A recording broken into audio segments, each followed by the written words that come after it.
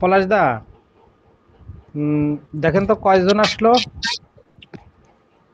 1 2 3 4 জন, তাই না? চারজন। 4 জন। 4 জন, আরো আসবে 3 জন। একটু দেখি। 5 জন। ইসেতে ইসেতে জয়েন করছিল স্বপন ইন্ডিয়ান। দেখি হুম যে হুম হুম। তো জয়েন করছিল, এখন দেখা যাচ্ছে না যে। আছে আছে আছে, ওই ইয়ে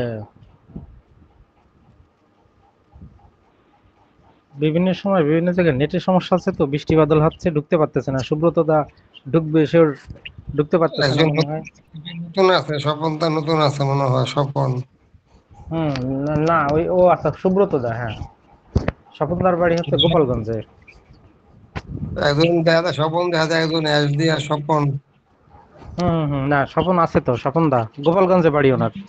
নতুন নতুন। নতুন, হ্যাঁ। তারপর নির্মল দা, উনিও নতুন। আচ্ছা, আমি তো ইন্ডিয়া যাবো শুক্রবার দিয়ে যেতে পারি ইন্ডিয়া। ওই যে ইন্ডিয়া নাকি জয়েন করছে কি মুখার্জি, যে ওনার কোথায়, পশ্চিমবাংলা নাকি, নাম্বার আছে ওনার? হ্যাঁ হ্যাঁ, নাম্বার আছে। তাদের ও তাহলে হ্যাঁ একটু হ্যাঁ কথা হ্যাঁ, বল, ইন্ডিয়া গিয়ে কথা বলতাম। আচ্ছা ঠিক আছে। জি দাদা, জি জি জি স্যার, জি জি। ওকে। আচ্ছা, তাহলে আমরা দেরি করব না, যারা আসছে আসুক, আস্তে আস্তে আসবে সবাই। তো আহ,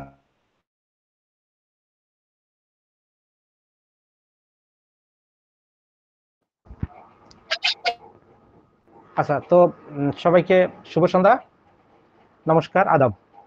তো আজকে আমাদের মাস্টারমাইন্ড হোমিওপ্যাথিক সান্ধ্যকালীন সেশনে সবাইকে আরেকবার শুভেচ্ছা জানাচ্ছি। তো আমাদের, আপনারা জানেন আমাদের এই প্ল্যাটফর্মের মূল উদ্দেশ্য কি?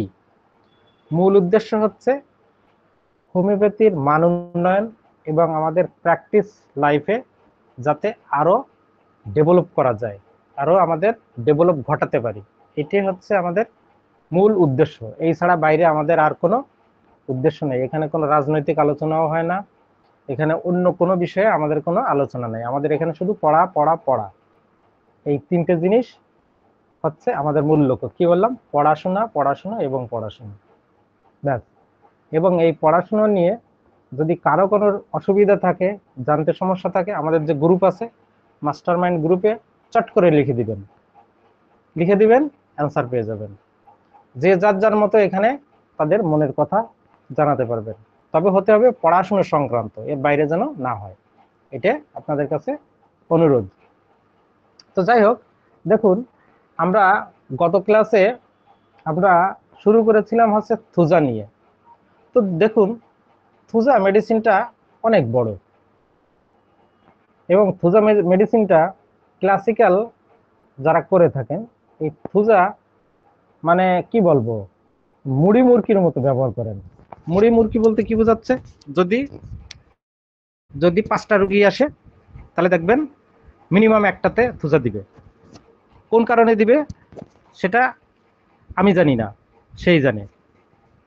আমি একজন, আমার পাশে আরেক ডাক্তার আছেন, আমার দোকান থেকে কত 200 গজ হবে, বেশি না। আমি ওর কাছে মাঝে মাঝে আমার রোগীর, আমার পেশেন্টদের কিছু কিছু হিস্ট্রি বলি, ওর সঙ্গে সঙ্গে বলে দেয় থুজা।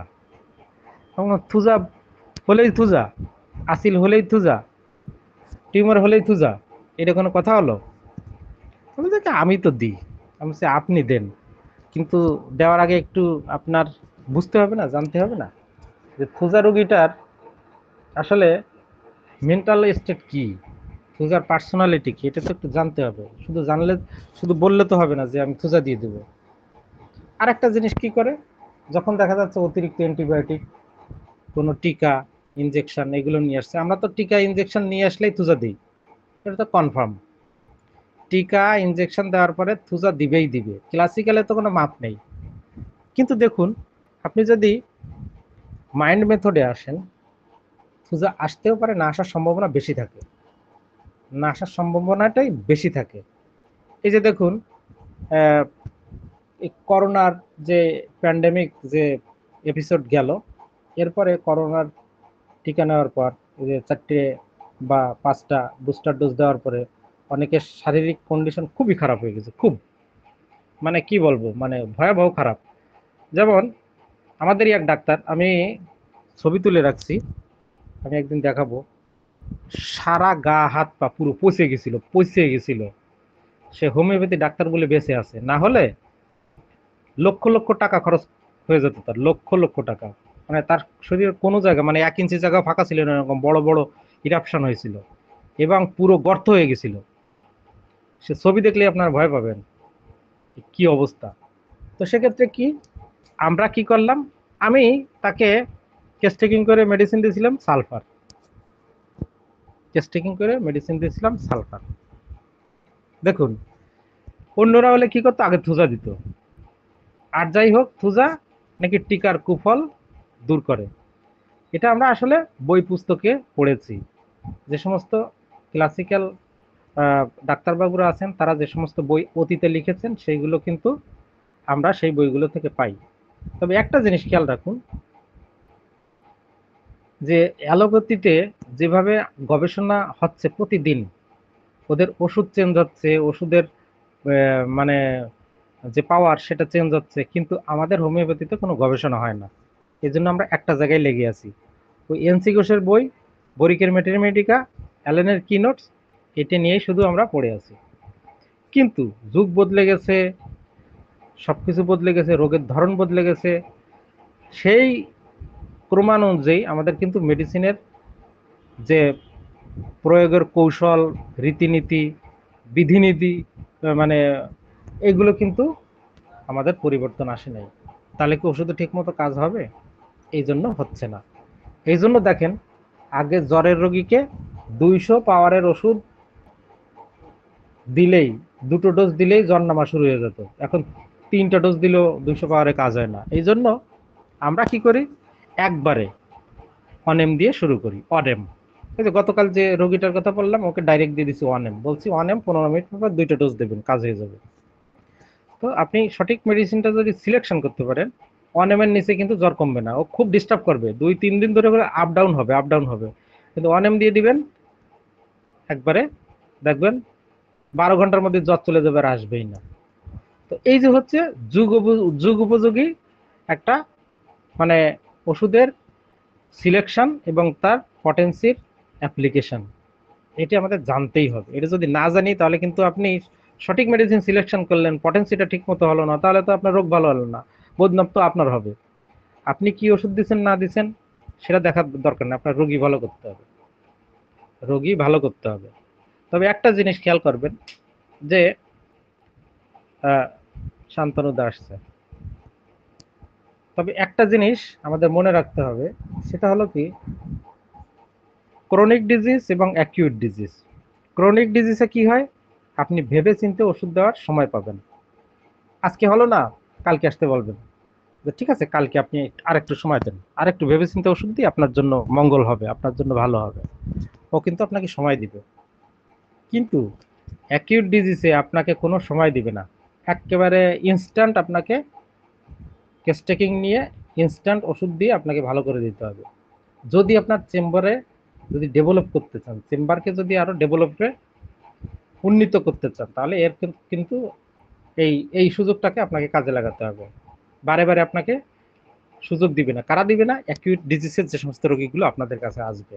কিন্তু ক্রনিক ডিজিজের রোগীকে আপনি যদি একটু বুঝিয়ে বলেন যে ঠিক আছে, আমার আরো কিছু তথ্য লাগবে, বা আমাকে আরেকটু সময় দেন, ভালো করে আমি একটু চিন্তা ভাবনা করি, কালকে আপনাকে ওষুধ দিব, সে দেখবেন আসবে, নিবে, ওখানে আপনাকে সময় দিবে। কিন্তু অ্যাকিউট ডিজিজে হবে না। অ্যাকিউট ডিজিজে আপনাকে, আপনি যত অ্যাকিউট ডিজিজ ভালো করতে পারবেন, আপনার চেম্বার তরতর করে উপরে উঠবে, তরতর করে আপনার সুনাম ছড়িয়ে পড়বে। এই জন্য দেখবেন, ক্রনিক মাইগ্রেন, ক্রনিক কোমরে ব্যথা, ক্রনিক কাশি, যেটাই মানে সব অ্যাকিউট, ভুল ভুল বলছি, ক্রনিক না, এগুলো হলো অ্যাকিউট। অ্যাকিউট মাথা ব্যথা, অ্যাকিউট কাশি, অ্যাকিউট জ্বর, এগুলো নগদে আপনি ভালো করে দিতে হবে। আপনার নগদে ভালো করে দিলে দেখবেন চেম্বারে রোগী ধরবে না। চেম্বার দেখবেন আপনি রোগী বসতে দেওয়ার জায়গা পাচ্ছেন না। কিন্তু যদি দেখা যায় যে আপনি একটা ওষুধ দিলেন, হ্যাঁ, খেলো, কাজ হলো না, শেষে অ্যান্টিবায়োটিক খাওয়া লাগলো, অ্যালোপ্যাথি ওষুধ খাওয়া লাগলো, কি হলো, দূর ডাক্তার কাজের না, এই যাস না ওদিকে, যাবে না। This is the main fact. তো বাই দ্য ওয়ে, আমরা আলোচনায় আসি। মোটামুটি সবাই এসেছে, আরও মনে হয় 2 জন আছে বাকি, ওরা ঢুকবে। তো যাই হোক, আমরা গত ক্লাসে দেখুন থুজা নিয়ে একটু কথা বলেছিলাম। থুজা, তো থুজা আসলে আপনারা জানেন থুজা যে একটা ওর প্রপার্টিস কি, এক ধরনের এভারগ্রিন প্লান্ট। এভারগ্রিন বোঝেন? থুজা গাছ এরকম, থুজা গাছ কিন্তু কাটে না কেউ, জানেন? থুজা গাছ কেউ নষ্ট করে না, কাটে না। এটা মজার ব্যাপার। এর কারণ কি? থুজা গাছ কিন্তু দেখতে সুন্দর। এই যে দেখবেন ঝাউ গাছ আছে না, ঝাউ গাছ, এটা কিন্তু ঝাউ গাছ না, থুজা গাছটা এরকম হয়, একদম পাহাড়ের মতো এরকম। ওটা ঝাউ গাছের মতোই, কিন্তু ওটা থুজা ট্রি এরকম। ওটা সৌন্দর্য বর্ধনের কাজে মানুষ ব্যবহার করে, বিভিন্ন জায়গায় পার্কে টার্কে লাগানো আছে, অনেকে বাড়িতেও লাগায়, ক্রিসমাস ট্রির মতো। কিন্তু ক্রিসমাস ট্রিতে তো শাখা প্রশাখা হয়, ওরকম শাখা হয় না, ডাল আপনি দেখতেই পাবেন না, ওর ডাল আপনি দেখতেই পাবেন না। ও ও মানে পাতা দিয়ে এইরকম ভাবে ঢাকা থাকে, ওর গাছই দেখা যায় না, ওর ডালই দেখা যায় না। ওর ওই গাছের যে বাকল বা ওর গাছের যে গুড়ি একেবারে এবড়ো থেবড়ো, একেবারে এবড়ো থেবড়ো, বুঝতে পেরেছেন? কিন্তু আপনি তার শাখা প্রশাখা কাণ্ড কিচ্ছু দেখতে পারবেন না, ওর পাতা দিয়ে এত সুন্দরভাবে ঘিরে রাখে। তার মানে থুজার যে মেইন যে মানুষটা, ওকে আপনি চিনতে পারবেন না বাইরে থেকে। ওর চারিদিকে এমন কিছু দিয়ে সে ঢেকে রেখেছে ওর মাইন্ডকে, মানে থুজার মানুষটাকে, বুঝতে পেরেছেন? আপনি বাইরের থেকে কল্পনাও করতে পারবেন না যে থুজা এই লোকটা এত খারাপ। ওই যে গাছের যে ক্যারেক্টার, ওর শাখা প্রশাখা, ওর গাছও আপনি দেখতে পারবেন না, এমন ভাবে চারিদিকে ঢাকা পাতা দিয়ে, আপনি হাত দিয়ে এইভাবে দেখতে হবে এরকম। ও গাছটা কতটুকু মোটা হলো বা ওর ইয়ে কি, আপনি কিছু বুঝতে পারবেন না, কাছে গিয়ে ফাঁকা করে দেখতে হবে এরকম। সেরকম থুজার ব্যক্তি আমাদের সমাজে যে আছে, ওর আপনি বাইরের থেকে কিছু বুঝতে পারবেন না, ওর ভিতরে এত নোংরা জিনিস, এত গান্দা গান্দা জিনিস আপনি বুঝতে পারবেন না। কেন বুঝতে পারবেন না? তার মধ্যে একটা রিলিজিয়াস আবরণ দিয়ে ঢেকে রাখে, একটা রিলিজিয়াস আবরণ দিয়ে ঢেকে রাখে। নামাজের সময় দেখবেন আগে গেছে সে, টুপি পরে সাদা পাঞ্জাবি পরে আগে যাবে, তার নামাজ মিস নেই। মানে সে এতটা ম্যানিপুলেটিভ, মানে আপনি বুঝতে পারবেন না। তার এই ভিতরের গান্দা গান্দা জিনিস যেন প্রকাশ না পায়, সেই জন্য সব ধরনের ডিফেন্সিভ মেকানিজম যেটা, সেটা কিন্তু সে মেনটেন করে। কিন্তু তার এই ডিফেন্স মেকানিজম যখনই ভেঙে যাবে, মানে তার যে সিক্রেটিভ যে ক্যারেক্টার, ওই সিক্রেটিভ যদি কেউ জেনে যায়, সিক্রেটিভ যদি ভেঙে যায়, ও তখন থেকেই অসুস্থ হওয়া শুরু করবে। This is thuja. সে সবসময় নিজেকে একেবারে সিক্রেটিভ, গোপন করে রাখে, তার ভিতরের যে আসল যে ইটা, ওর মনটা বা ওর মনে যা যা আছে গান্দা গান্দা জিনিস। থুজার মাইন্ড মানে এমন, মানে আপনি শুনলে আপনি নষ্ট হয়ে যাবেন, মানে আপনার মাথা নষ্ট হয়ে যাবে। থুজার মনের মধ্যে সবসময় হচ্ছে কুচিন্তা, সেক্স নিয়ে চিন্তা, সেক্সুয়াল জিনিস, অ্যামোরাস। ও যখন বিছানায় একা থাকে সবসময় সেক্স নিয়ে ভাবে, সবসময় সবসময় সবসময়। আমি আগের দিন একটা কথা বলেছিলাম যে থুজার ছোট বাচ্চারা দেখেন কি করে, ওকে বলা হয় পিপিং টম। আমি সেদিন বলছিলাম টম বয়, আসলে টম বয় না, ওকে বলে পিপিং টম। কেন নাম দেওয়া হয়েছে এটা পিপিং টম? পিপিং মানে কি? উকি দেওয়া। ও জানালার ফাঁক দিয়ে, বেড়ার ফাঁক দিয়ে বড় বড় বড় অ্যাডাল্ট মেয়েরা বা মানে নারী পুরুষ যাই হোক, গোপনে যা কিছু করে সে ছিদ্র দিয়ে দেখার চেষ্টা করে। এটা বাস্তব জীবনে অনেক আমরা দেখতে পাই। কিছু কিছু মানুষের স্বভাব আছে, দেখবেন বেড়ার ফুটা দিয়ে এটা দেখতেছে, ভিতরে কি হচ্ছে এটা দেখতেছে। সেরকম আমাদের আশেপাশের অনেক ফ্যামিলিতেই দেখা যায় ছোট ছোট বাচ্চারা, এরা কি করে, বাথরুমে যাচ্ছে, মনে করেন ওই বাইরে কোনো বাথরুম টুম আছে, বাথরুমের কে ঢুকলো বাইরে থেকে, ও কিন্তু ফলো করে। বাথরুমে একটা মেয়ে ঢুকলো বা মহিলা ঢুকলো, ও কি করবে, বাথরুমে যাবে, ওই ছিদ্র দিয়ে বাথরুমের ভিতরে দেখবে, সে ছিদ্র দিয়ে বাথরুমের ভিতরে সে দেখবে কি করছে সে। এটাকে এই জন্য নাম দেওয়া হয়েছে পিপিং টম। অনেক সময় দেখবেন ছোট ছোট ছেলে মেয়েরা দেখা যাচ্ছে মনে হয় ঘুমিয়ে পড়েছে, মা বাবা দেখা গেল রাত 3টে বাজে 2টো বাজে, মা বাবা বিছানায় ছোট ছেলেটাকে বা ছোট মেয়েটাকে রেখে আরেক ঘরে এসে পর্দা টেনে দিয়ে একটু শারীরিক মেলামেশা করতেছে। ওই বদমাইশ কি করবে, ও ঘুমাবে না, ও এটা দেখবে। ও আস্তে আস্তে উঠে এসে আড়াল দিয়ে ওই পর্দার ফাঁক দিয়ে দেখবে এগুলো। আপনি পুরো অবাক হয়ে যাবেন। কিন্তু কয়দিন দেখবে, একদিন তো ধরা পড়বেই, মা বাবার কাছে তো ধরা পড়বেই। তখনই আপনি বুঝতে পারবেন this is Thuja, piping Tom. এগুলো আপনি কোনো বইতে পাবেন না, কোনো বইতে লেখা পাবেন না। তো এরকম যদি কোনো ক্যারেক্টার যদি কোনো বাচ্চাদের মধ্যে পান, একটু বড়রা কিন্তু করে না, ছোটরা করে বেশি। এটা বুদ্ধি শুদ্ধি কম থাকে তো, এটা মনের চাহিদা, মনের খোরাক, কি বলবা, কি বলবেন, এটা তো মনের খোরাক। এটা তো ও কন্ট্রোল করতে পারে না, ও ওই জন্য এটা করে। এবং সে সিক্রেটিভ, দেখেন এটা কিন্তু কাউরে বলে না, বন্ধুদেরও বলে না যে আমি এই করি, এইভাবে দেখি, এটা সেটা বলবে না কোনোদিনও। কিন্তু যখনই সে ধরা পড়ে যাবে তখন কিন্তু সিক লেভেল হয়ে যাবে তার। তো যাই হোক, আমরা থুজাকে নিয়ে একটু বলেছিলাম, আজকেও থুজা নিয়ে বলবো, কিন্তু কিছু কিছু পয়েন্ট দেখেন, এত বড় মেডিসিন কিছু কিছু পয়েন্ট বাদ যায়। আমি আগের দিন বলেছিলাম যে ক্লাসিক্যালে এই থাকলে থুজা হয়, আজকে আরেকবার বলবো যে পয়েন্টগুলো আপনাদের বাদ গেছে ওইগুলো একটু লিখে নেবেন। তাহলে খাতা কলম রেডি রাখেন। আমি আগে ক্লাসিক থেকে শুরু করছি, ক্লাসিক্যাল আস্তে আস্তে বলবো। আগের দিনও বলেছিলাম থুজার রোগী যারা, ওদের চুল কালো হয়, কালো চুল, কালো বর্ণ, মানে গায়ের রঙও কালো, ভুঁড়িওয়ালা মোটা চেহারার লোক, ভুঁড়িওয়ালা মোটা চেহারার লোক, এটুকু লিখলে হবে। কালো চুল, গায়ের রং কালো, ভুঁড়িওয়ালা মোটা চেহারার লোক। একজন ইসরায়েলের একজন বড় ফিজিশিয়ান, মানে উনি অনেক, মানে হোমিওপ্যাথ, উনি অনেক মেডিসিন করেছেন, প্রুভিং করেছেন। ওনার নাম আছে দুবের, বইও লিখেছেন। উনি বলেন, উনি বলেছেন আর কি, থুজা সহজে চেনা যাবে। থুজা এটা হচ্ছে একেবারে ঠিক হিন্দু ধর্মে যে গণেশ আছে ওই রকম। গণেশকে দেখলেই আপনার যে গণেশ ঠাকুরকে দেখলে যেমন একটা অ্যাপিয়ারেন্স ভেসে ওঠে, ঠিক সেরকম ওর পেট, ওর বুক ওই রকম। দিস ইজ থুজা, কালো চেহারা ওই রকম। এটা দেখলেই আপনি ধরে নিতে পারবেন থুজা। ব্যাস। এবার দেখুন, এই থুজা ব্যক্তির চেহারাটা বললাম, এর আর কি হয়, থুজার যে সমস্ত ইরাপশনগুলো হবে লিখে নেন। ইরাপশনগুলো সবসময় কভারিং পার্টে হবে, জামার ভিতরে হবে। এই বাইরে ফাঁকা জায়গা থাকলেও কিন্তু হবে না। টিউমার হবে শরীরের ভিতরে, মানে জামার নিচে থাকবে এরকম, পোশাকের নিচে থাকবে এরকম। ওর বাইরে তেমন কোনো ইরাপশন হয়ই না, সব হবে ভিতরে। ওই যে বললাম থুজা যে গাছ, থুজা অক্সিডেন্টালিস যে গাছ থেকে আসে, ওই গাছের ছাল বাকল যদি দেখেন একেবারে এবড়ো থেবড়ো, গাছ দেখলে আপনি একদমই পছন্দ করবেন না, কিন্তু চেনা যাচ্ছে না। সব হচ্ছে ওর কভারিং পার্টে ভিতরে।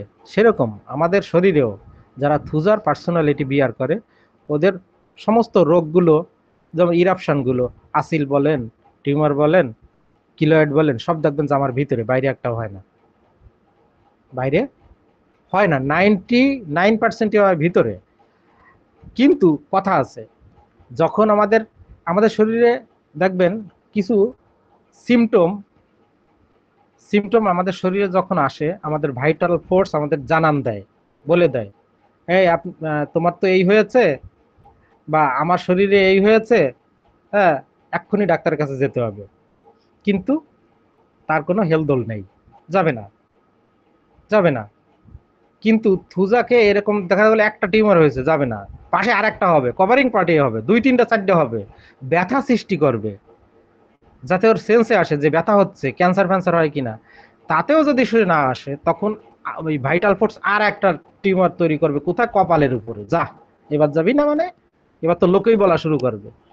এই জন্য থুজার ইরাপশন গুলো আগে মানে বাইরে বাইরে কম হয়, আগে ভিতরে হয়। ভিতরে হতে হতে যখন তাকে তারপরেও তার অবস্থান থেকে না নড়াতে পারে ভাইটাল ফোর্স, যে তুই এখনো ডাক্তারের কাছে গেলি না, দাঁড়া, এবার পাঠাচ্ছি, মাথার উপরে একটা ভিতরে একটা উঠাই দিবে, নাহলে কপালে এমন জায়গাটা হেডলাইট বানাই দিবে, যা, এবার ঠিকই যাবে। থুজার ব্যক্তিরা এরকম অলস, সেটা তো জানেন। আচ্ছা, এইবার দেখুন থুজার তাহলে চেহারা বুঝলেন, কিছুটা বৈশিষ্ট্য আমরা শুরু করলাম। থুজা গ্রিন কালার পছন্দ করে, গ্রিন কালার ভালোবাসে। ওই যে কি বললাম, এভার গ্রিন ট্রি, ওর মেডিসিনটা এক্সট্রাক্ট হয়েছে কিন্তু যে গাছ থেকে, ও গাছ কখনো হলুদ হয় না, ইয়ে হয় না, লাল হয় না, হলুদ হয় না। ও যতদিন বেঁচে থাকবে আজীবন সবুজ থাকবে। এই থুজা গাছ সারা জীবন সবুজ থাকবে, ও বুড়া হয়ে গেলেও সবুজ, হলুদ হবে না, লালও হবে না, বুড়ো অবস্থায় সবুজ হয়ে মরবে। তাহলে দেখেন এই থুজা রোগীরা সবসময় ওদের জিজ্ঞেস করবেন কোন কালার আপনার ভালোবাসে, ও সবুজ কালার পছন্দ করবে সবসময়, ড্রেস মেরেস সব সবুজ কালার পছন্দ করে। গুরুত্বপূর্ণ পয়েন্ট বললাম, ঠিক আছে? এগুলো আপনি খেয়াল করবেন যে সে কোন ড্রেস পরে আসছে। যদি মিলাতে পারেন একেবারে ছক্কা ছক্কা হয়ে যাবে। জিজ্ঞেস করতে পারেন যে আপনার কোন কালার ভালো লাগে। এই যখন দেখবেন থুজার বেশ ম্যাক্সিমাম জিনিস মিলে যাচ্ছে, তখন আপনি একটা এই হালকা একটা কোশ্চেন ছুড়িয়ে দিতে পারেন, ব্যাস গেল। এইবার থুজার আর কি হয়, থুজার দেখেন এমন একটা ব্যক্তি, আপনার মানে খুবই মজার একটা ব্যক্তি। এই থুজার দেখবেন সব সময় ঠান্ডা সর্দি লেগে থাকে, ঠান্ডা সর্দি লেগে থাকে গরমকালে, শীতকালে, মানে শরৎকালে সব সময়। এবং এর শরীরে কিন্তু শীত লাগে বেশি, থুজার কিন্তু শীত লাগে বেশি, সেনসিটিভ শীতে বেশি। কিন্তু ও যদি গরম পানিতে গোসল করে ওর সমস্যা হবে, ঠান্ডা পানিতে গোসল করলে তাতেও সমস্যা হবে। তাহলে আপনি যাবেন কোথায়?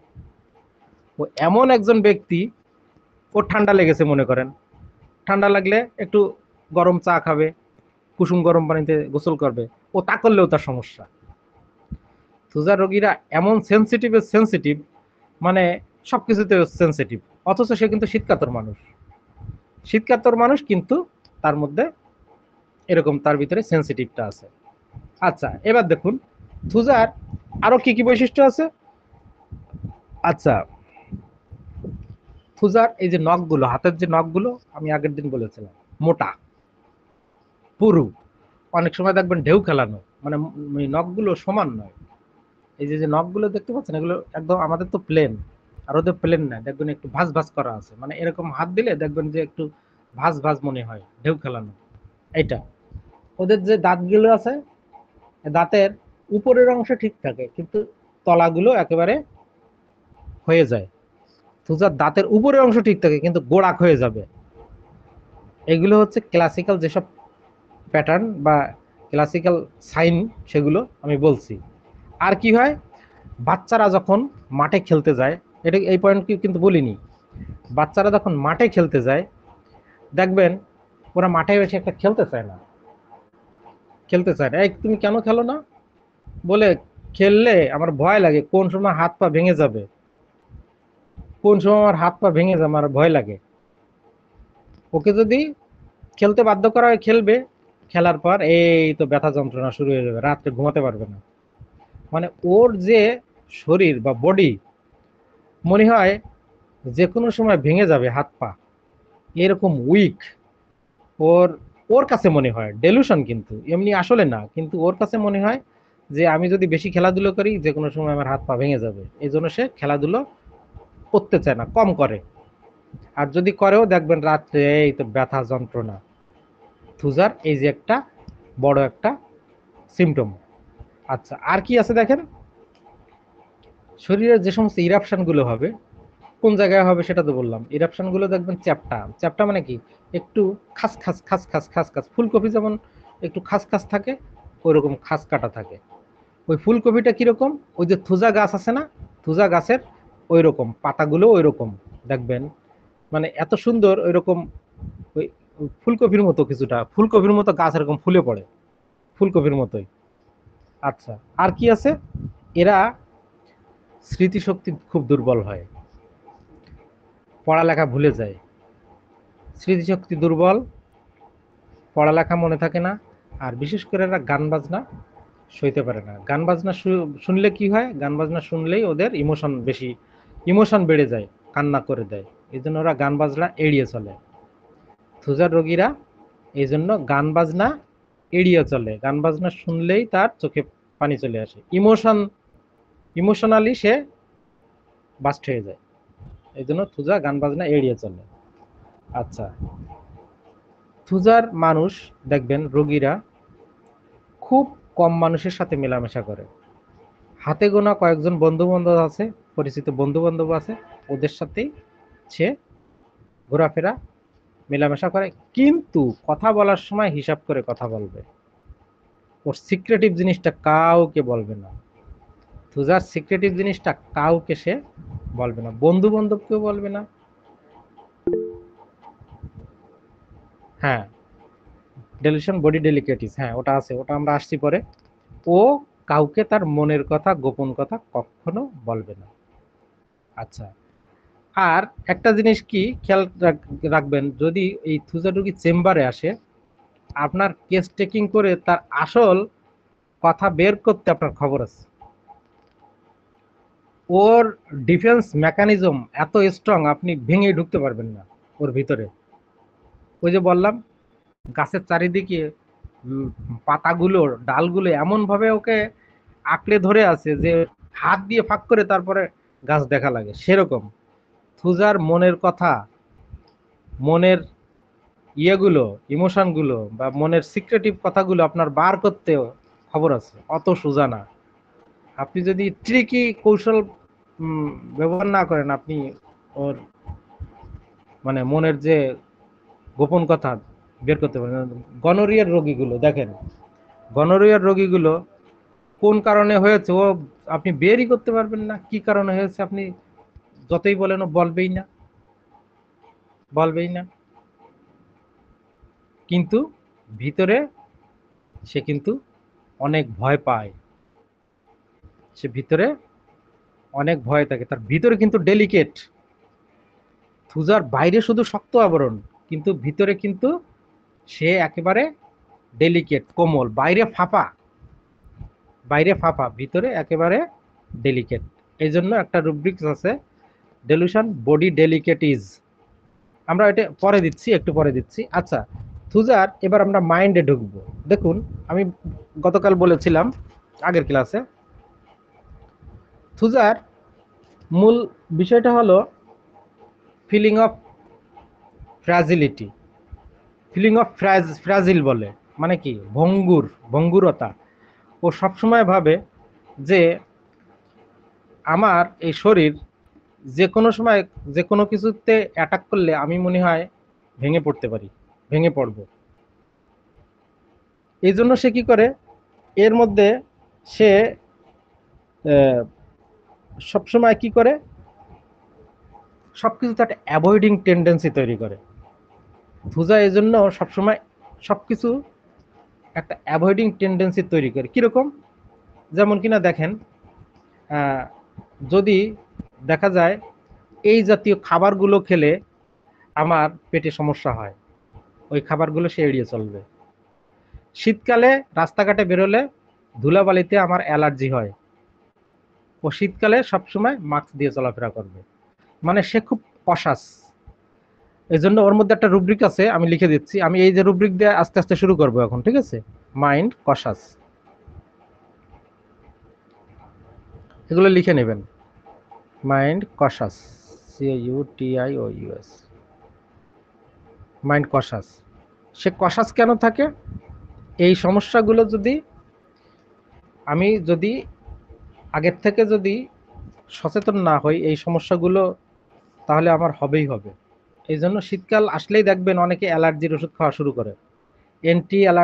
অ্যালার্জেন যে মেডিসিনগুলো আছে, শীতকাল আসার সাথে সাথেই ওই ওষুধ খাওয়া অলরেডি শুরু করে দিব।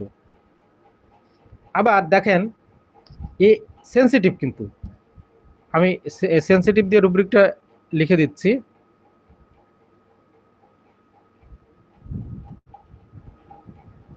মাইন্ড শুধু সেন্সিটিভ না, over sensitive, sensitive, sensitive,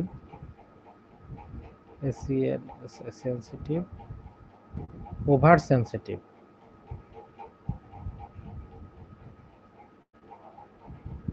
sensitive, over sensitive মানে এ এত সেন্সিটিভ, আরো এক ডিগ্রি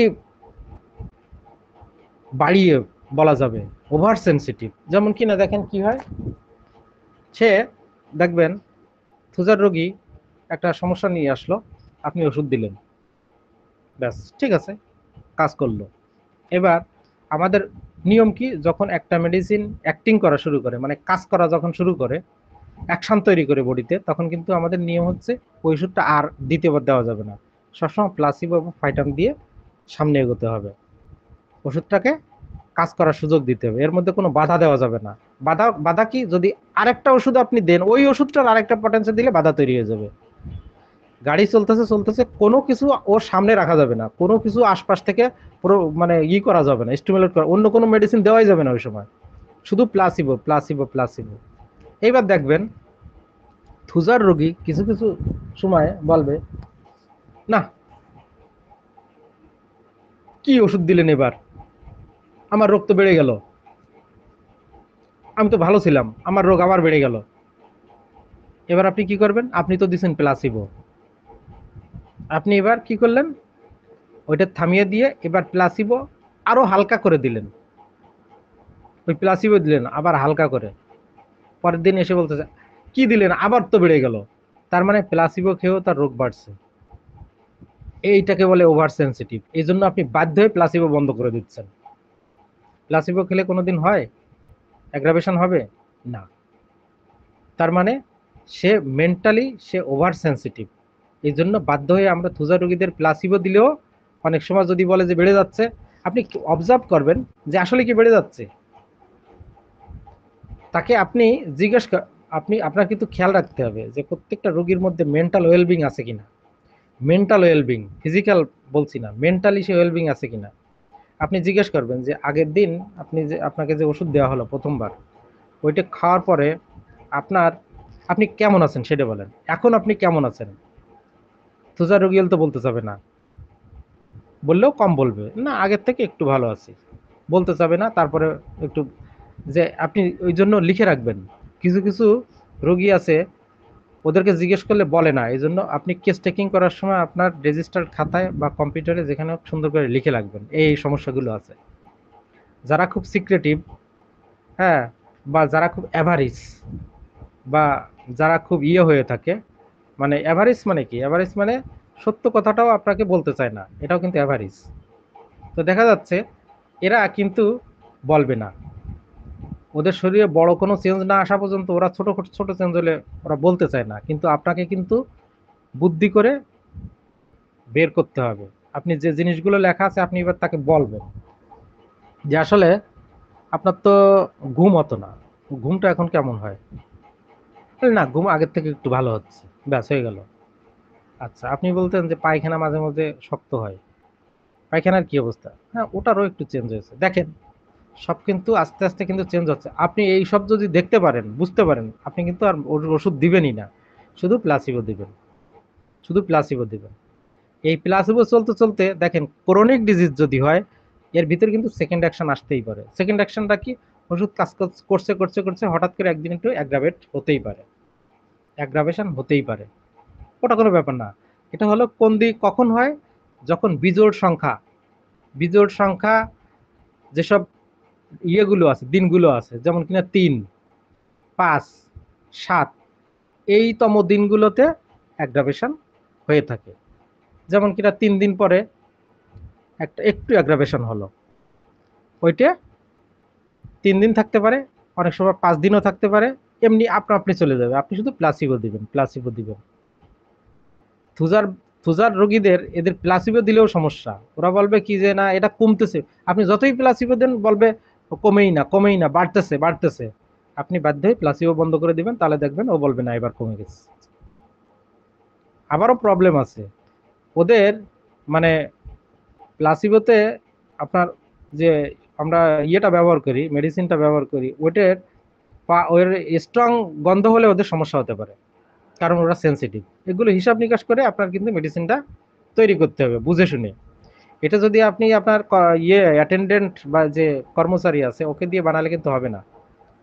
এই সমস্ত রোগীদের ওষুধগুলো আপনার নিজের বানাতে হবে বুঝে শুনে, টেস্ট গন্ধ নিজেই পরীক্ষা করে পর্দার আড়ালে, তারপরে ওকে সেইভাবে তৈরি করে দিতে হবে। আচ্ছা, তাহলে এবার দেখুন থুজা, থুজাকে কি বললাম, দেখুন এই জন্য থুজা কি হয়, এই যে সব কিছুতে কি করে ওরা একটা অ্যাভয়েডিং টেন্ডেন্সি তৈরি করে, অ্যাভয়েডিং টেন্ডেন্সিটা কেমন? ওই যে যেটা বললাম, এই জাতীয় ফুডগুলো খেলে, কাঁচামরিচ দেওয়া তরকারি আমি খেতেই পারি না, খেলেই আমার পেট ব্যথা করবে, আমাশয় হবে। কাঁচামরিচের তরকারি খাবোই না, বা শুকনা মরিচের তরকারি খাবোই না, যেটাতেও সমস্যা সেটা খাবে না। এটা এটা থেকে সে অ্যাভয়েডিং টেন্ডেন্সি তৈরি করে। এবার দেখেন, যদি রাস্তাঘাটে ধুলা হয়, রাস্তাঘাটে ওই মাস্ক নিয়ে যাবে বা সেভাবে প্রোটেকশন নিয়ে যাবে। তো সব কিছুতে, জীবনযাপনের সব কিছুতে সে একটা, দেখা গেল বৃষ্টি হলো, বৃষ্টি হলে বাইরে যাবে না, ঘরে বসে থাকবে। আর যদি অফিস আদালতে যেতেই হয়, তাহলে দেখা যাচ্ছে ওইভাবে ছাতা নিয়ে যাবে, প্রোটেকশন দিয়ে ওইভাবে যাবে। তো সব কিছুতে এরকম একটা প্রোটেকশন মেনটেন করতে করতে তার বডির যে মেকানিজম, ওইটা কিন্তু প্রোটেক্টিভ হয়ে পড়ে। এবং আমাদের মেডিকেল সায়েন্সে বলে যে আপনি আপনার শরীরের যে ভাইটাল ফোর্স, এটাকে যদি আপনি স্ট্রং করতে চান, আপনার বাইরের এনভায়রনমেন্টের সাথে অ্যাডজাস্ট হতে হবে, বাইরের এনভায়রনমেন্টের সাথে অ্যাডজাস্ট হতে হবে, নাহলে কিন্তু আপনার শরীর বাইরের যে এলিমেন্টগুলো আছে তার সাথে যদি ম্যাচিং করতে না পারে, ওখানে যাওয়ার সাথে সাথে আপনি অ্যাটাক হবেন, আপনার এই রোগ সেই রোগ হবেই হবে। অতএব এই জন্য আপনাকে বাইরের পরিবেশে অবশ্যই যেতে হবে, খোলামেলা যেতে হবে, ওইভাবে ভাইটাল ফোর্সকে অ্যাডাপ্টেশন করবেন আপনি। কিন্তু থুজার রোগীরা কি করে, সে সবগুলোকে অ্যাভয়েড করে নিজেকে একটা মানে প্রোটেক্টিভ ডিফেন্সের মধ্যে নিয়ে আসে। এর ফলে কি হয়, তার ভাইটাল ফোর্সটা একেবারে একটা গণ্ডির মধ্যে আটকা পড়ে। এরপর হঠাৎ করে দেখা গেল বাইরে তার জরুরি যেতে হবে কোথাও, এই ঠান্ডা ওয়েদারের মধ্যে গেলেই অসুস্থ হয়ে যাবে। তো তার কারণ কি, তার ডিফেন্সিভ যে মেকানিজম, তার ভাইটাল ফোর্সকে ওইভাবে একেবারে ইয়ে করে রাখছে, একেবারে উম, একেবারে দেয়ালের মধ্যে আটকে রাখছে। এই জন্য ও আস্তে আস্তে উইক হয়ে গেছে। ওই উইক হওয়ার কারণে বাইরে যখনই একটু আলাদা ধরনের ওয়েদার পাচ্ছে, সঙ্গে সঙ্গে তার সর্দি, ঠান্ডা, জ্বর এরকম লেগেই থাকে। দেখা গেল বাসে করে একজন থুজার রোগী যাচ্ছে, হঠাৎ আকাশে মেঘ, এই বাতাস বওয়া শুরু করলো, ওই জানলা দিয়ে বাতাস বওয়ার সাথে সাথে দেখবেন কাঁপা শুরু হয়ে গেছে। এমন সেন্সিটিভ, ওভার সেন্সিটিভ হয়ে পড়ে ঠান্ডায়। তুষার রোগীরা কিন্তু খুবই ঠান্ডা, কিন্তু শরীরে আবার ঘাম আছে, কি একটা বিদঘুটি একটা রোগী। তুষার কিন্তু ঘামে অনেক গন্ধ, জানেন তো? তুষার রোগীদের ঘামেও কিন্তু অনেক গন্ধ, ওদের যৌনাঙ্গের যে সমস্ত সিক্রেশন গুলো হয় ওখানেও প্রচুর গন্ধ। এগুলো ক্লাসিক্যাল ক্লাসিক্যাল সিমটম গুলো বললাম। তো দেখবেন এই যে থুজা, এই থুজা কি করে তাহলে, এই এইভাবে সে নিজেকে প্রোটেক্ট করতে করতে এক পর্যায়ে তার শরীরটাকে পুরো হালকা বানিয়ে ফেলে। হালকা কখন হয়, যখন দেখবেন হালকা হয়ে যাবে তখন। আর হালকা হলে কি, সে কারোর সাথে ফাইট করতে পারবে না, রোগের সাথে ফাইট করতে পারবে না। রোগের সাথে ফাইট করতে হলে জিনিস মানে আপনার বডিটাকে সেরকম স্ট্রং হতে হবে, ওয়েট হতে হবে। শরীর যখন হালকা হয়ে যাবে তখন কোনো রোগের সাথে সে ফাইট করার ক্ষমতা না থাকে না, হারিয়ে ফেলে। তুজা আলটিমেটলি নিজের কারণে নিজের শরীরটাকে এইভাবে ধ্বংস করে ফেলে। তা দেখতে হবে এরকম মোটা সোটা বড় একটা সুটাম পুরুষ, ভিতরে পুরো একেবারে বেলুনের মতো ফাঁপা, ওর কোনো ভাইটাল ফোর্স স্ট্রং নেই। এই জন্য ও যে কোনো সময় যে কোনো অ্যান্টিজেন দ্বারা অ্যাটাক হয়।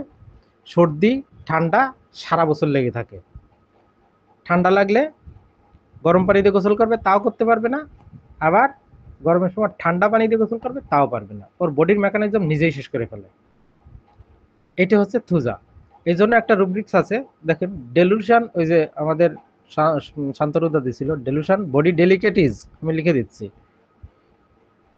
ও আর একটা আছে, সেটা একটু দিয়ে নিই, mind delusion. Delusion body is lighter than air. Body is lighter, L-I-G-H-T-R, lighter than air. Mind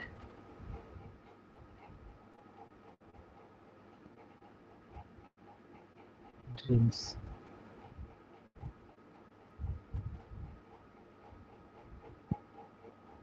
fallen.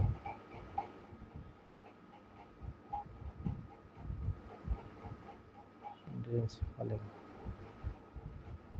from higher places.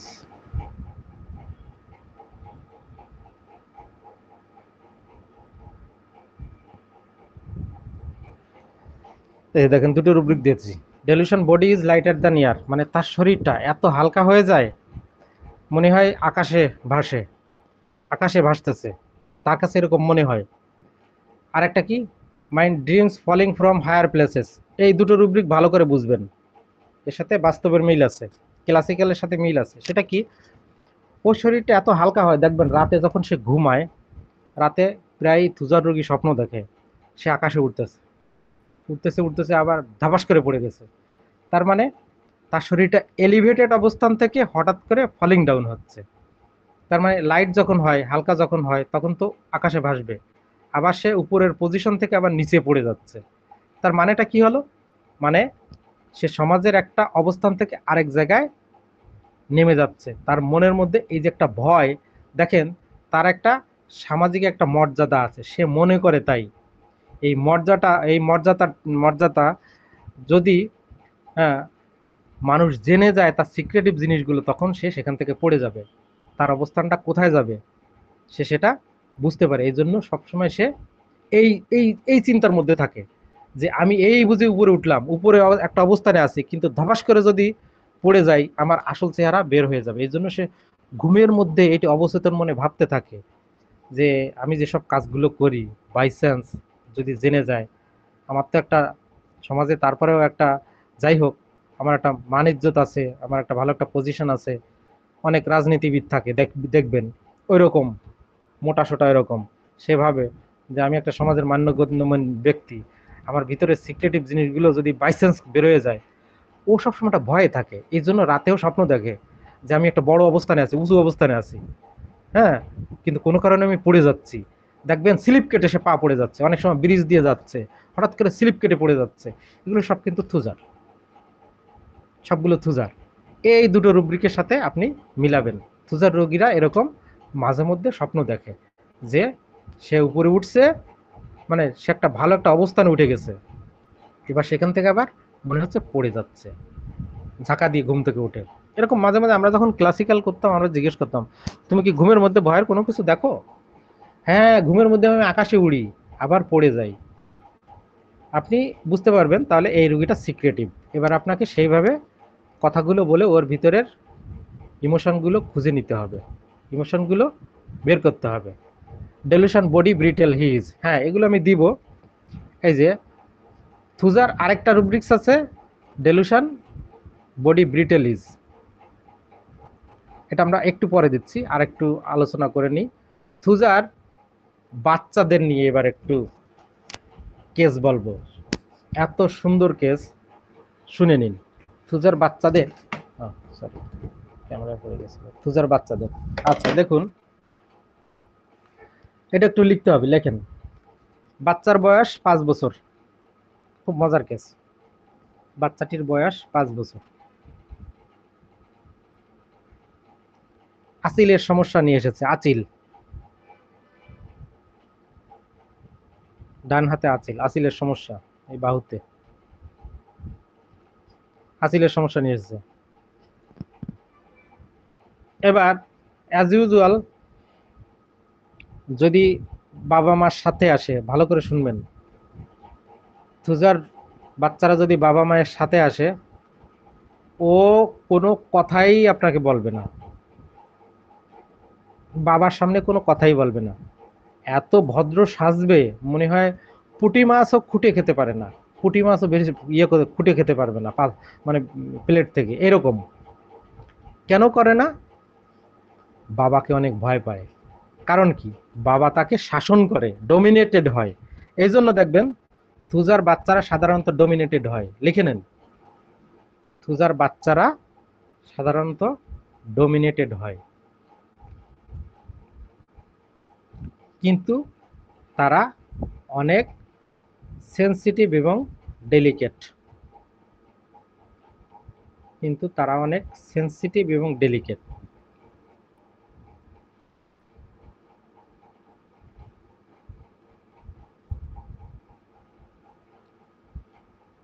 তারা অনেক সেন্সিটিভ এবং delicate.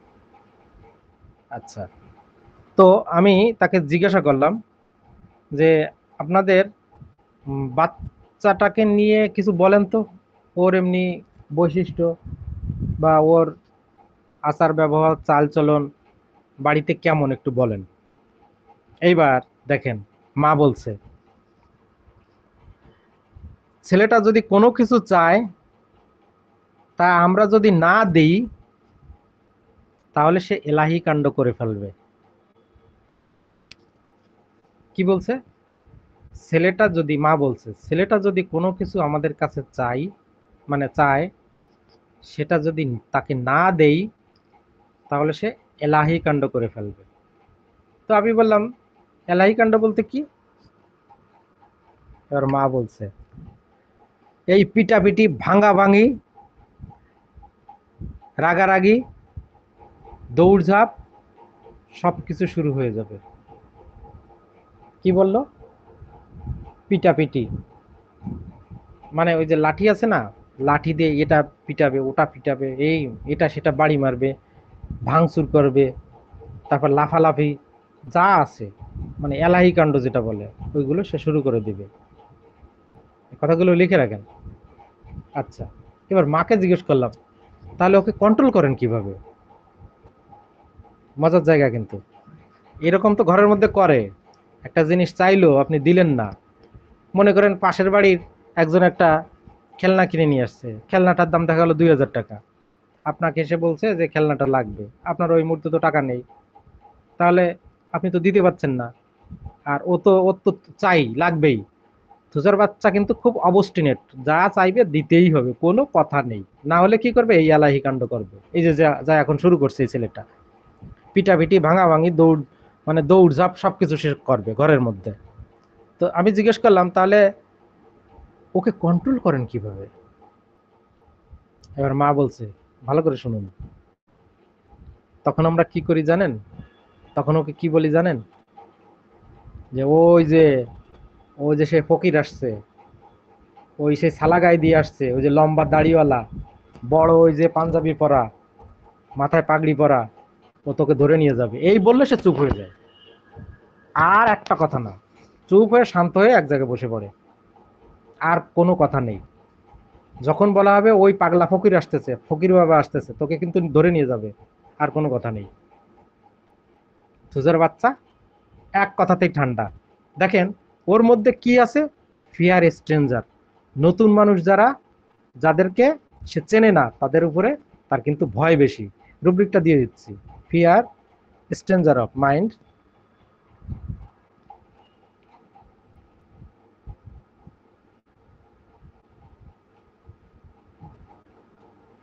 Fear stranger of.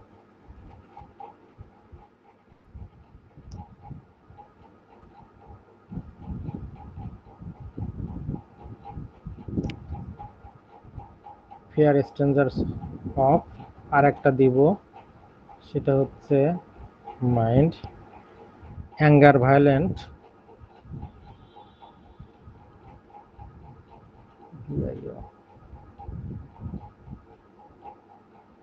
Anger violent, things don't go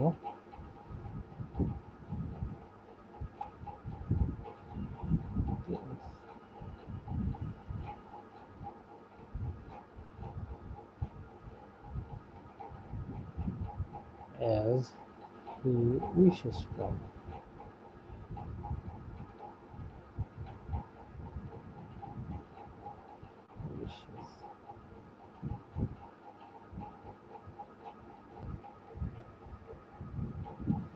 দেখেন চ্যাট বক্সে দিয়েছি, mind, fear strangers of, আরেকটা কি? Anger violent, things don't go as he wishes when, মানে ও যেটা চাইবে, anger violent, when things don't go as he wishes when, মানে সে যখন যেটা চাইবে, মন থেকে যেটা সে একবার বলবে, উইশেস মানে কি?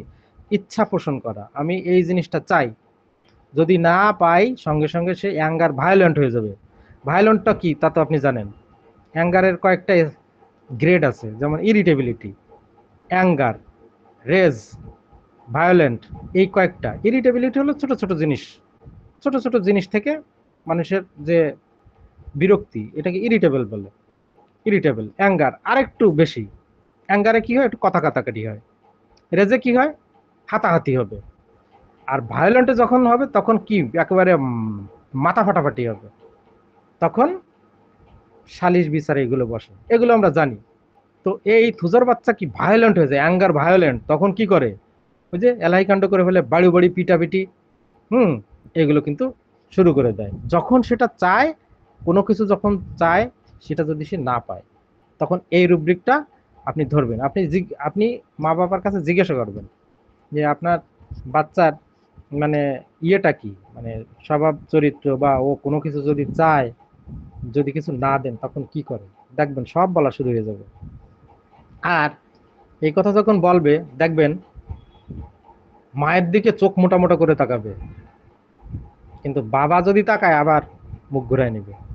থুজার বাচ্চাদের এটা একটা বিশেষ কোয়ালিটি, দেখবেন বাবাকে জমের মতো ভয় পায়, আর মাকে ঠিক তার উল্টো, মাকে একেবারে উল্টো। Abusive mother towards, abusive mother towards, মাকে গালি গালি দেয়, গালাগালি করে, মাকে কোনো কেয়ারই করে না। থুজার বাচ্চারা মা মরে গেল, বিছানায় পড়ে আছে, কখনো খোঁজ নেবে না। এখন কথা হলো, থুজার বাচ্চারা এরকম, মার প্রতি এরকম কেন, আর বাবাকে কেন এত ভয় পায়? বাবাকে ভয় পায় এই একটা কারণেই, যে বাবা শাসন করবে। আর মাকে এটা কেন করে, মা মার সাথে এরকম কেন করে, আমরা আরেকটা কেসে আসতেছি, তখন সেটা বলে দিচ্ছি। আচ্ছা, যাই হোক, এবার থুজার বাচ্চার দেখেন আরেকটা জিনিস দেখেন, যে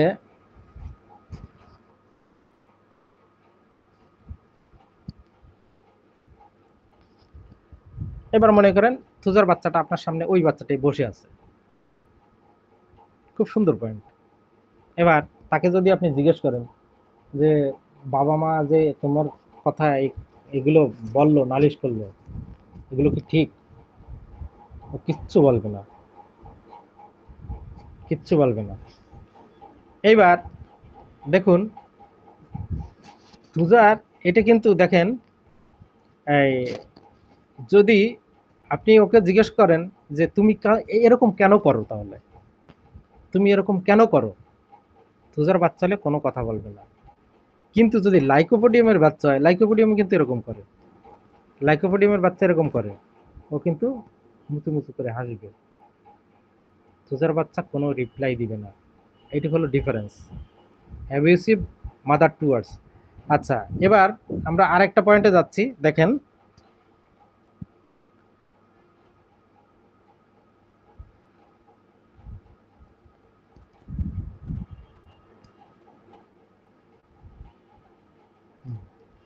থুজার, থুজার আরেকটা আরেকটা চাইল্ড কেস দেখেন। তাহলে এই বাচ্চাটা আমরা কিভাবে বুঝতে পারলাম এ থুজার, শুধু দুটো রুব্রিক নিয়েছিলাম, একটা কি ফিয়ার স্ট্রেঞ্জার অফ, আর একটা হচ্ছে anger violent things when do not, when don't go as he wishes when, এই দুটো ধরে কিন্তু থুজা চলে আসছে। থুজার বাচ্চাদের প্রচুর রাগ, প্রচুর রাগ, এটা মনে রাখবেন। একটা ছোট্ট একটা কথা বলি, ওই কেসটাতে যদি সময় পাই, যদি আসতে পারি কোনোদিন, তাহলে বলবো। মানে একটা রোগীর, ওর হচ্ছে প্রিমেচিউর ইজাকুলেশন বলে, মানে স্ত্রীর সাথে মেলামেশা করতে গেলে আগেই তার মানে রেতস্থলন বা বীর্যস্থলন হয়ে যায়। তো তাকে জিজ্ঞাসা করেছিলাম যে এরকম হয়, তো আপনার ওয়াইফ কিছু বলে না? বলে হ্যাঁ হ্যাঁ হ্যাঁ, ওই তো আমাকে পাঠালো। আচ্ছা আচ্ছা, তা আপনার কি কোনো রকম লাগে না এরকম যখন হয়ে যায়? আরে তার বলেন না, লাগে না মানে, যখন হয়ে যায় মনে হয় নিজে নিজেকে মেরে ফেলি। এত পরিকল্পনা করে, এত সুন্দর ইয়ে করে প্রিপারেশন নিয়ে আসলাম, দেওয়া মাত্রই শেষ, ফুস হয়ে গেল। তখন নিজেরকে নিজেরে মারতে ইচ্ছা করে, নিজেকে নিজে মারতে ইচ্ছা করে। এই রুব্রিকটা ধরবেন তখন, anger violent thing when don't go as he wishes when, এই রুব্রিকটা এখানেও ধরবেন। মানে সে যেটা চাচ্ছে মনে মনে, সেটা যখন পাচ্ছে না, দেখেন আগে মা বাবার কাছ থেকে পায়নি, এবার কিন্তু সে নিজের কাছ থেকে নিজেই পায়নি, এটাও কিন্তু এই রুব্রিকটা হবে। আরেকটা আছে, এখানে আরেকটা রুব্রিক আছে, সেটা হলো কি sentence mind delusion. Sentence can not be finished. Sentence can not, একটা সেন্টেন্স শেষ করতে পারে না। মানে কি, মানে একটা কাজ, সেন্টেন্স মানে একটা কাজ, মানে একটা সেন্টেন্স লিখলাম, কমপ্লিট না হলে তো ওটা কমপ্লিট হবে না। তা এখানেও সেক্সুয়াল অ্যাক্টিভিটি একটা একটা কাজ বা অ্যাকশন করার সাথে সাথে শেষ।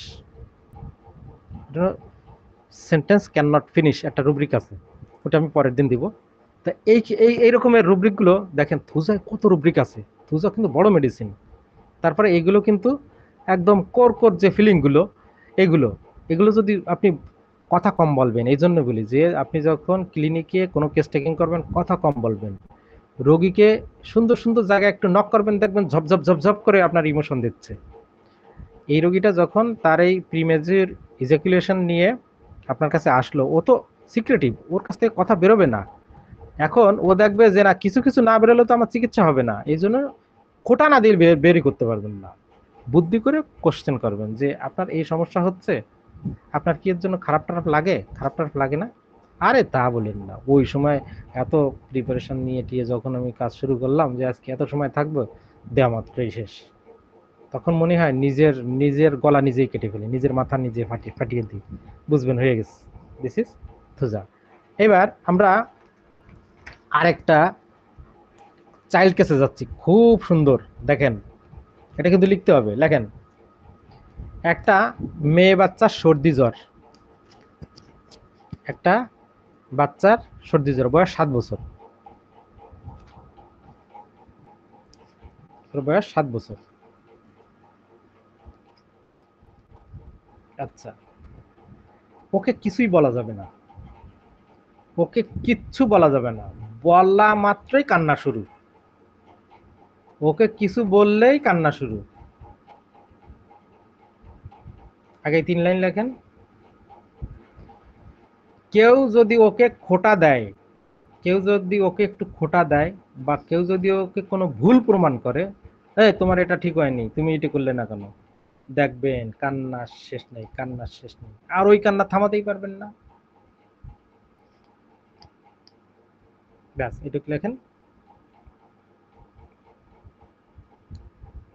আচ্ছা, এবার লেখেন, সে চায় কেউ যেন তাকে খারাপ না বলে, সে চায় কেউ যেন তাকে খারাপ না বলে, কেউ যেন তাকে খারাপ না বলে, এবং সে সব সময় চায়, বিশেষ করে, এবং সে সবসময় চায় বিশেষ করে তার বাবা যেন তার প্রতি ক্ষুণ্ণ না হয়। বাবা বাবা মানা, কিন্তু তার বাবা যেন তার উপর ক্ষুণ্ণ না হয়, বা রাগ যেন বাবা কখনো আমার উপরে না করে। বাবাকে সে এত গুরুত্ব দেয়, এই জন্য এই লাইনটার গুরুত্ব খুব বেশি, এবং সে চায় বিশেষ করে তার বাবা যেন তার প্রতি ক্ষুণ্ণ না হয়।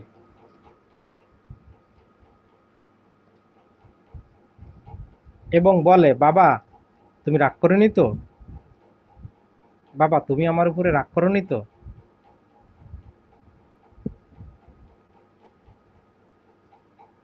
সে কি বলে, বাবা তুমি আমার উপর রাগ করোনি তো। অর্থাৎ সে বাবাকে সবসময় খুশি করার চেষ্টা করে, সে সবসময় বাবাকে খুশি রাখার চেষ্টা করে। এই জন্য বলে, বাবা বাবা তুমি আমার উপর রাগ করেনি তো, মা পড়ে থাক গা। ওটা যদি ছেলে বাচ্চাও হয়, মেয়ে বাচ্চা হয়, সেম কেস। মাকে কেউ তোয়াক্কা করবে না, পাত্তা দেবে না, যত্নও করবে না, মাকে অ্যাভার্সন করবে। দেখেন তার কিছু কারণ আছে। আচ্ছা, তাহলে বাবাকে বলছে, বাবা তুমি আবার রাগ করোনি তো, বাবাকে সবসময় খুশি রাখতে চায়।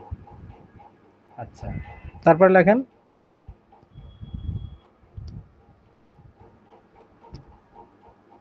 সে এজন্য সে এজন্য তার কাজকর্মগুলো ঠিক মতো গুছিয়ে করে, এজন্য তার কাজকর্মগুলো ঠিক মতো গুছিয়ে করে, কমা, সময় মতো পড়তে বসে, বাবা যেটা বলে তাই করে।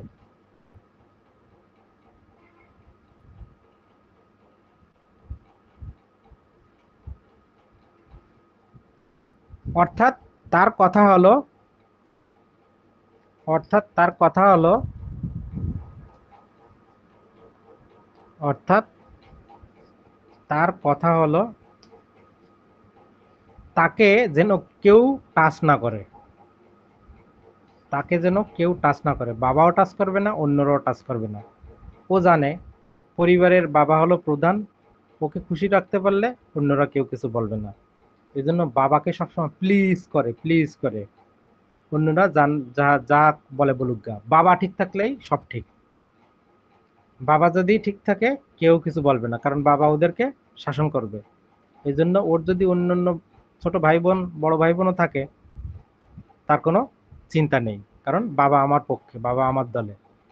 এই জন্য সবসময় বাবার মন জোগাতে চেষ্টা করে, বাবা তুমি আবার রাগ করনি তো, বাবা কি করতে হবে বলো। বাবা বলে এই তুমি ঠিক মতো পড়াশোনা করতেছো না, পড়াশোনা করো, এই কাজটা করো, ওই কাজটা করো, সব করবে। ও ও চায় কেউ যেন ওকে টাচ না করুক। টাচ করা মানে কি, কথা দিয়ে টাচ করা। কেউ যদি ওর নামে একটু বদনাম করে, ভুল প্রমাণ করার চেষ্টা করে, এই কান্না শুরু। ওই কান্না এসে কাকে করবে, বাবাকে দেখাবে। আর বাবা তো তখন অন্যদের উপরে ঝাঁপিয়ে পড়বে, এই ওকে এরকম বলিস কেন, ও তো ঠিক আছে, ও তো ঠিক করছে, এটা সেটা। ওই জন্য সে হলো বাবা ভক্ত। আচ্ছা, এবার আসেন কেসটা ইয়ে করি। আচ্ছা, তাহলে এইখানে বাবাকে এই যে যে এত ভালোবাসে, দেখুন বাবাকে ভালোবাসে, এই কেসটায় আমরা কি কি রুব্রিক ধরেছিলাম? একটা রুব্রিক ধরেছিলাম, দেখেন, ফিয়ার, মাইন্ড, বাবা যেন তাকে দূরে সরিয়ে না দেয়, এই ভয় সব সময়। বাবা যেন তাকে রিজেক্ট না করে, এই জন্য রুব্রিক আছে ফিয়ার দিয়ে, fear rejection of, J C T I O N, fear rejection, fear rejection of. এই রিজেকশন কার কার থেকে আসবে? বাবার থেকে। বাবা যেন ওকে রিজেক্ট না করে, এই জন্য সবসময় বাবাকে খুশি রাখার চেষ্টা করে। কি কারণ? যে বাবা যদি আমাকে আহ, ভালো না বাসে, তাহলে এই ফ্যামিলিতে আমার জায়গা হবে না, সবাই তাহলে আমাকে দুই বেলা মারবে। এই জন্য তার সবসময় একটা ভয় থাকে, বাবা যেন আমাকে রিজেক্ট না করে, বাবা যেন সবসময় আমাকে ভালোবাসে, আমি যেন বাবার ভালোবাসার পাত্রী হয়ে থাকতে পারি। ঠিক আছে, এই জন্য তার মনের মধ্যে এই ফিয়ারটা সবসময় কাজ করে। আচ্ছা, এর পাশাপাশি আরেকটা রুবরি দেখছি। আচ্ছা, ও কি বলেছে? ডেলুশন, ওই যে mind, delusion,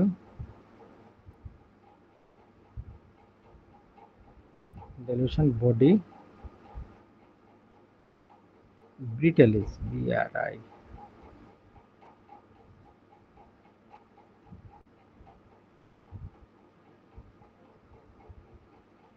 body body brittleness, এই যে দিয়ে দিছি। ফিয়ার রিজেকশন অফ, এই রিজেকশনটা কি, বাবার পক্ষ থেকে আসে। আর ডেলুশন বডি ব্রিটেলিস, একটু টাচ করেছেন তো এই কান্না শেষ নেই, একটু টাচ করেছেন তো তার শরীর ভেঙে পড়েছে। এই ভাঙা কি, ইমোশনালি সে ভেঙে পড়েছে এবং তার কান্না আর কোনোভাবেই থামবে না, বাবা যতক্ষণ না থামাবে থামবে না। কি চমৎকার একটা মেডিসিন। আচ্ছা, তারপরে delusion body thin is, thin মানে কি, পাতলা। দেখেন কেউ একটু টাচ করলেই সে ভেঙে যাবে, delusion body thin is, mind,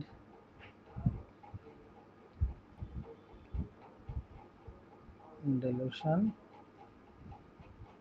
body thin,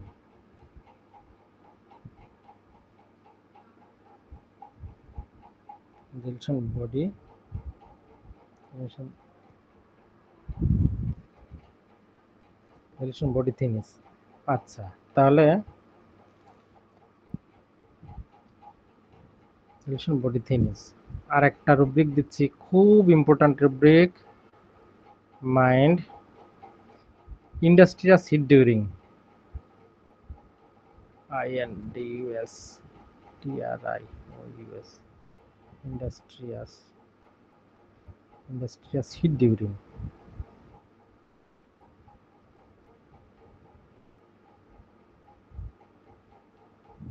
দেখেন থুজা সিঙ্গেল রুব্রিক এটাও, mind industrious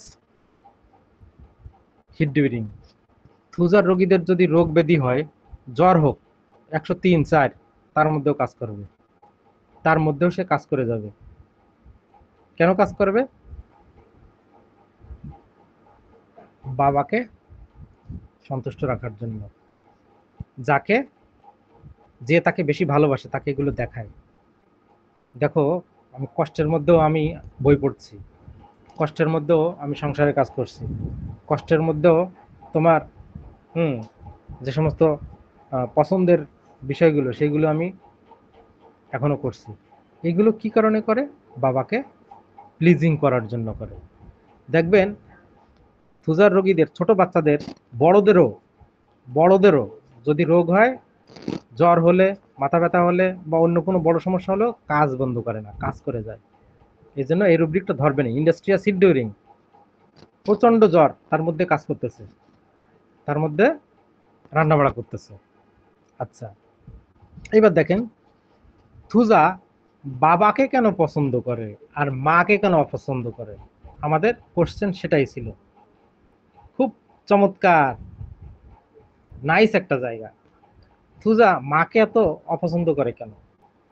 abusive mother towards, aversion mother to, থুজার রোগীদের মধ্যে আছে। থুজার রোগী যদি মেয়েও হয়, সাধারণত আমরা জানি মেয়েরা মায়ের জাত, মেয়েরা মাকে ভালোবাসে, কিন্তু থুজা যদি মেয়ে হয়, মাকেও সে অবহেলা করে, মাকে পছন্দ করে না, মাকে অ্যাভারশন করে। মা যদি জ্বর হয়, মা যদি বলে আমাকে একটু পানি খাওয়াবে না, দিলেও দরের দর দিল, না দেওয়ার মতো, মানে ওই দেওয়ার মধ্যে কোনো নেই, মানে মনে হয় যে মানে কুকুর বিড়ালকে সেবা করতেছে, তার মাকে করতেছে না, এরকম বিরক্তি ভাব দেখায়। অ্যাভারশন মানে কি? অ্যাভারশন মানে বিরক্তি। অ্যাভারশন টুয়ার্ডস মাদার মানে কি? মায়ের প্রতি বিরক্তি, মানে চোখ মুখ এমন একটা এক্সপ্রেশন দেখাবে, ওটা মা দেখলে মা আর ওই পানি কথা ভুলে যাবে, যে লাগবে না তোর পানি দেওয়া, যেভাবে দিলি, গিয়ে ঠাস করে ওই পানির বোতলটা মার সামনে রাখবে। এটা কোনো কথা হইলো? তার মানে মায়ের প্রতি ওর অ্যাভারশন আছে। এখন কথা হলো, মাকে কেন অ্যাভারশন করবে, বাবাকে কেন এত ভালোবাসে? এইখানে একটা গুরুত্বপূর্ণ জিনিস আছে, মাথায় রাখবেন। দেখেন এই থুজার যে চাইল্ড, শিশু, সেটা মা হোক, মেয়ে হোক বা ছেলে হোক, বাবা একটা জিনিস, মা আর একটা জিনিস। দেখেন ও কেন মাকে অপছন্দ করে, এর পিছনে একটা রিজন আছে। সেটা কি? ওই শিশুটা, ওই ফ্যামিলিটার যেসব আত্মীয় স্বজন আছে, মা কিন্তু এই থুজা বাচ্চাটার নেগেটিভ কথাগুলো, নেগেটিভ ক্যারেক্টারগুলো অন্য আত্মীয় স্বজনকে বলে দেয়। বাবা কখনো বলে না আমার মেয়েটা এরকম খারাপ, বাবা কোথাও বলবে না, কোনো মানুষকে বলবে না, আত্মীয় স্বজনকে বলবে না, কিন্তু মা সুযোগ পেলেই দেখা যায় খালামণিকে বলে দেয়, ফুপুকে বলে দেয় যে আমার মেয়েটা এরকম, আমার ছেলেটা এরকম, এরকম হয়ে যাচ্ছে দিন দিন। এইটা যখন থুজা ওই বাচ্চার কানে আসবে, সেইখান থেকে ওর মাকে আর চোখে দেখে না, যে আমার গোপন জিনিসগুলো আমার মাই ফাঁস করে দিল। ওইখান থেকে কিন্তু তার অ্যাভারশন, এই জন্য মাকে সে কখনো পছন্দ করে না। এটা হলো মূল কারণ, মূল থিম। থুজা চাইল্ড নিয়ে মোটামুটি আজকে একটা ভালো একটা শেড পেলেন। এরকম যদিও থুজা আপনি অবশ্যই প্রেসক্রিপশন করবেন। থুজার বড়দের মধ্যে আরো কিছু আছে, ওটা আমরা আরো কোনো একদিন সময় পেলে আমরা এটা নিয়ে আলোচনা করব। তো এখন আমরা একটু কোশ্চেন অ্যান্সার সেশনে যাব 2-4 মিনিট। কারো এখানে এই পর্যন্ত যেটুকু আলোচনা হয়েছে, কারো কোথাও বুঝতে কোনো অসুবিধা আছে কিনা আপনার ওপেনলি এখানে এক্সপ্রেস করতে পারেন। কি বুঝতে অসুবিধা আছে বা কোথায় কি বোঝেননি বলেন। শান্তনু দা, আক্তার ভাই, নির্মল দা। Hello sir. হ্যাঁ স্যার, বুঝতে পারছি। হ্যাঁ, কোথাও কোনো অসুবিধা আছে? হ্যাঁ স্যার শান্তনু দা বলেন। স্যার হ্যাঁ ওই যে বাচ্চারা যে মনে করেন রাগ হয়ে সবকিছু ভেঙে চুরে দেয়, স্যার ওখানে কি আর একটা রুব্রিক নেওয়া যেত, ডিস্ট্রাকটিভনেস? ডিস্ট্রাকটিভনেস, ওটা হ্যাঁ নেওয়া যেতেই পারে। ডিস্ট্রাকটিভনেস ওটা নেওয়াই যেতে পারে, ওটা আচ্ছা, থুজায় আছে খুব সম্ভবত। হ্যাঁ স্যার, আচ্ছা, থুজা স্যার, আছে স্যার। হ্যাঁ স্যার একটু কসাস আর অ্যালার্ট এই দুটো হুম। একটু ডিটি করে দেবেন। কসাস কোনখানে নেবো আর অ্যালার্ট কোনখানে নেবো? আচ্ছা, আমি ওটা বলে দিচ্ছি। তবে একটা জিনিস সবসময় মাথায় রাখবেন, আমাদের এই ক্লাসে যেটুকু আলোচনা হবে ওইটুকুর ভিতরে প্রশ্ন করবেন। যদি বাইরের থেকে টেনে আনেন তাহলে এই ক্লাসটা হেফাজত হয়ে যাবে, তখন কিন্তু বুঝতে অসুবিধা হবে, তখন আরেকটা লাইনে চলে যাব আমরা। তো বলে দিই, তারপরে আপনি জানতে চাচ্ছেন আমি বলে দিচ্ছি। কসাস এবং অ্যালার্ট খেয়াল করবেন, কসাস কখন হয়? কসাস হয় আগের থেকেই, আগের থেকেই। আর অ্যালার্ট হবে হচ্ছে এই মাত্র, যেমন কিনা ট্রেন লাইনে এক্ষুনি ট্রেন সিগন্যাল পাঠালো যে এখনই ট্রেন ঢুকবে, সঙ্গে সঙ্গে সেখানে কিন্তু একটা ব্যারিকেড দিয়ে দেয় এবং অ্যালার্ট হয়ে যায় চারিদিকে। ঠিক আছে, অ্যাকশন কিন্তু শুরু হয়নি, কিন্তু এক্ষুনি হবে হবে হবে হবে হবে, হয়নি, এক্ষুনি হবে, এটা হচ্ছে অ্যালার্ট। আর কসাস মানে কি অনেক আগের থেকেই। ওই মনে করেন প্রধানমন্ত্রী আসবে, প্রধানমন্ত্রী আসবে কয়টায়? 10টায়, 9টার আগে, 9টার থেকেই রাস্তা ফাঁকা। আর অ্যালার্ট মানে এক্ষুনি শুরু হবে, এক্ষুনি এক্ষুনি, একদম মানে ভেরি ক্লোজ টু দা ইয়ে হ্যাপেনিং, এরকম বোঝাবে অ্যালার্ট। ঠিক আছে, যেমন কিনা দেখেন একটা মুরগি তার 4-5টা বাচ্চা নিয়ে এক জায়গায় খাবার খুঁজে খুঁজে খুঁজে খাচ্ছে। এইবার উপর থেকে একটা বাজ পাখি দেখছে ওখান থেকে একটা বাচ্চা শো করে নিয়ে যাবে। এইবার আগের থেকেই কিন্তু মুরগিটা দেখে আগে কিন্তু প্যাখম এরকম করে দাঁড়িয়ে আছে যে কখন আসবে, আসলেই হয় আমিও ঝাঁপিয়ে পড়বো। ওটা কিন্তু অ্যালার্ট, ও কিন্তু অ্যাকশনে যায়নি, অ্যাকশন কিন্তু হচ্ছে না ওখানে, কিন্তু সে অ্যালার্ট আছে। বুঝেছেন? মানে যখনই আক্রমণ হবে তখন সেও আক্রমণ করবে, এটা হচ্ছে তাই। মানে রোগ শুরুর হবে হবে ভাব, তার ঠিক আগ মুহূর্ত হচ্ছে অ্যালার্ট। আর কসাস কি আরো আগের থেকে, ওর আরেকটা স্টেজ আগে।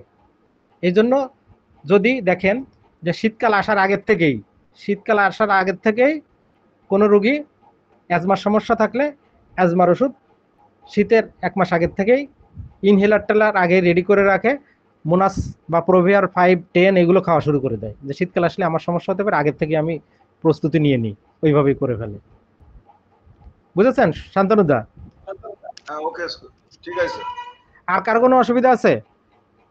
অজয় দা আছেন, আক্তার ভাই, পলাশ দা? না স্যার, ঠিক আছে, বোঝা গেছে।